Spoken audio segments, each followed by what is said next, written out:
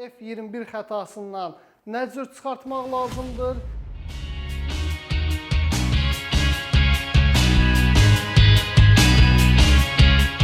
Mən salamlayıram dəyərli izləyicilər.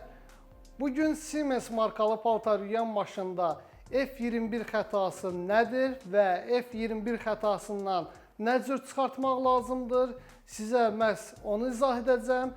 Öncədən kanalımıza abunə olmağı, videolarımızı bəyənməyi, rəyləri yazmağı unutmayın. Çox zaman zəng edirlər, soruşurlar F21 xətasını nə cür aradan qaldıra bilərik, hansı düymələrdən istifadə edərək aradan qaldırmaq mümkündür. Məhz onu sizə izah edəcəm. Gördüyünüz kimi hal-hazırda paltar yuyan maşının ekranı açıqdır. Sönülü vəziyyətə gətiririk. Və ilk addımımız gördüyünüz kimi Poloskania yazısı var. Çeviricini dərhal elə çevirməliyik ki, Poloskania yazısında durduğu zaman ekran işıqlansın.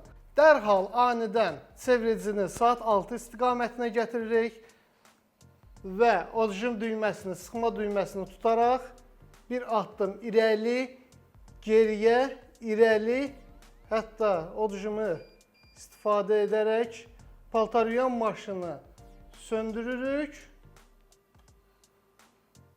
və beləliklə F21 xətasından paltar yuyan maşınımız çıxır. Beləliklə paltar yuyan maşınımızı F21 xətasından çıxartdıq. Gəlirik əsas məsələyə, əsas məqama. Çoxları elə zənn edir ki, F21 xətasından çıxdısa artıq paltar yuyan maşını işə salmaq olar.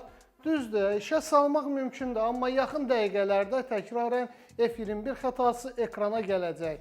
Və bu problemi aradan qaldırmaq üçün bizimlə əlaqə saxlaya bilərsiniz və təmir edərək nasazlığı tam olaraq aradan qaldıra bilərik. Bugünlük bu qədər dəyərli izləyicilər. Kanalımıza abunə olub, videolarımızı bəyənib, rəyləri, fikirlərinizi yazmağı unutmayın. Növbəti videoda görüşənədək. Paltar yuyan maşın xarab olub?